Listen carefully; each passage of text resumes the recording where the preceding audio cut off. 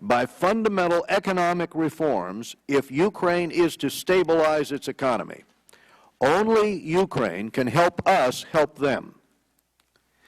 I'll also mention that later this month, prior to the elections in Ukraine, I will be leading a CODEL to the country, because we must also help to ensure that the elections scheduled for May will be fair, will be free, and reflect the true voice of the Ukrainian people in all regions of the country, a country that is becoming increasingly divided.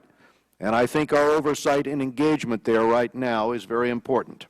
A successful election is essential to Ukraine's ability to resolve the many issues it's got on its plate, and to advance toward democracy and security, and long-term toward prosperity. Addressing Ukraine's energy security must be part of our response. Russia has repeatedly used its supply of natural gas to pressure Ukraine economically and politically, and has announced that it will significantly increase its cost in a deliberate effort to squeeze Ukraine. Fortunately, we have an option to help counter this threat, namely reducing the current impediments to exports of American gas to the Ukraine. The administration has it within its power to do this by removing the current bureaucratic obstacles that only empower Putin. They should do so rapidly. This committee is working to provide appropriate assistance to all Ukrainian people, but also to pressure Russia to withdraw its forces and cease its efforts to destabilize Ukraine. As part of that effort, immediately following this hearing, we will mark up a resolution that the ranking member and I have introduced that condemns Russia's aggression and outlines these steps. I strongly encourage the administration to increase efforts to isolate Russia diplomatically. There is much that should be done, such as introducing a resolution at the UN Security Council that condemns Russian aggression, isolating Moscow. The rest of the international community will support such a resolution. Moscow alone will veto it, but it will increase the pressure. Let me ask a question just about the brutality against reporters there. This is one of the concerns I have about the ability to get the free flow of information out around the Ukraine. We had both Radio Free Europe, Radio Liberty, and the Voice of America targeted by security forces there, pro-Yanukovych security forces. We had 2 Radio Free Europe reporters who were badly beaten and then detained in January. A prominent journalist and contributor was forced to leave the Ukraine due to death threats in mid-January. And in VOA, we had a Ukrainian service TV reporter who faced repeated intimidation following his coverage of the Automaiden motorcade protest.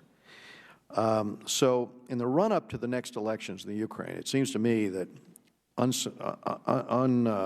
uncensored information, sort of a surrogate radio to give real-time information about what's actually happening on the ground and to discredit misinformation is going to be very important. What steps are being taken to increase messaging to the Ukrainian people? And specifically, one of my concerns is how do you focus that, target that to eastern Ukraine and maybe people in Crimea to make sure that they've got the real case of what's going on? Thank you, Chairman. We have been working very effectively with the public diplomacy arm of the embassy to do exactly that. As you saw, the White House fact sheet yesterday came out about the top 10 myths that are being portrayed out there. The independent media has been a really bright spot that we've seen throughout Ukraine over the years. Just today, the Ukrainian Crisis Media Center was stood up by Ukrainian activists themselves. And these are things that we honestly don't have to financially support because they're doing it themselves. However, we are trying to give a bit of a bully pulpit and try to amplify the messages that they're putting out. I think you're right. In the lead up to the elections, that will be one of the most important elements, is to make sure that this information is out there. And we've been training journalists, and we've been working effectively with a lot of burgeoning stations that really have been trying to get the message out. I do think, and I've talked to Croatian journalists and others, years ago I tried to restart Radio Free Yugoslavia. By the way, we never had that. That was the one country we never broadcast in during the Cold War, and I've had a number of reporters there tell me that you saw the way the Czech Republic and Slovakia handled this without any loss of life. They told me if there had been a surrogate radio like we had with RFE broadcasting into the country, it wouldn't have been possible with hate radio for each of these ethnic groups to whip up the types of hatreds that were created. And that's why I think at the end of the day, having this kind of capability going in before the election, while at the same time reassuring Russian-speaking Ukrainians, that the Ukrainian government is going to respect all languages. But I think these broadcasts have to be not just in Ukrainian, but in Russian. I'm going to follow up with you on that, but let me just say at this moment we're going to have to adjourn in order to get to the floor for the final vote.